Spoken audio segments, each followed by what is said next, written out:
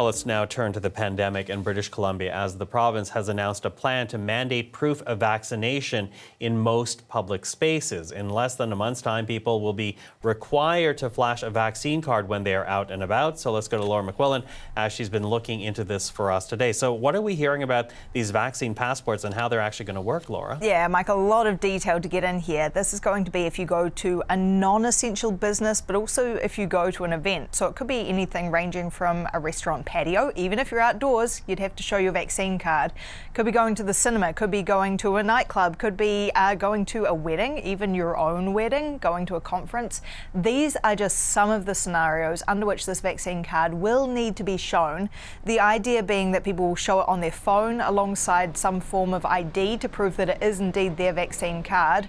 And there will be a system for people who don't have a phone as well. But as you mentioned, less than a month from now, people will have had one shot, and by 2 months from today, they need to have both shots to be able to enter any of these places. So a lot of change there, very few exemptions. The only exemption, in fact, for kids under 12 who cannot get vaccinated yet because they're not yet eligible. No exemptions for medical reasons, religious reasons, conscience reasons.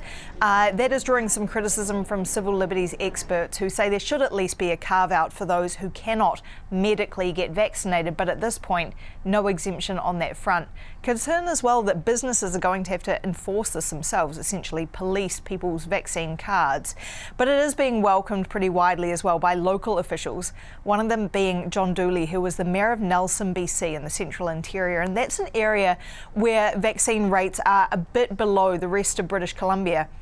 And he's been really outspoken about wanting to get more people vaccinated. And when he spoke with some of our colleagues at CBC Radio in Kelowna, he told them that he doesn't think unvaccinated people should have the same privileges as vaccinated people. So he thinks this card is a great idea. I honestly believe that the passport is the way forward because it's unfair and disrespectful for people that are not vaccinated, have no intention of getting vaccinated, to hold the rest of the community at ransom. And that's really what's happening. Now, there is, as I said to you earlier, a group of people there that just haven't got around to it, and I'm quite confident they will, and I think the passport is the way forward.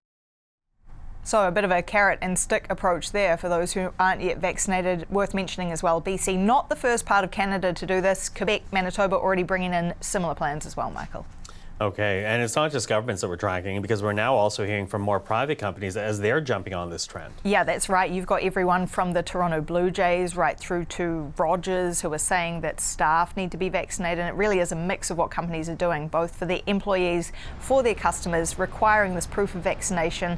In some cases, they will accept a negative COVID test as well, and that's the situation with the Blue Jays as announced yesterday.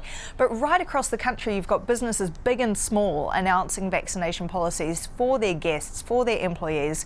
Everything from gyms, concert venues, universities, bars, even churches involved in all of this, wanting to keep their workers and their customers safe.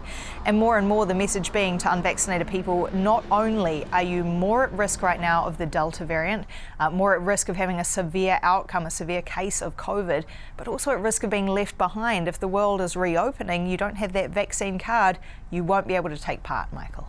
Okay, Laura, thank you for that. Our Laura McQuillan.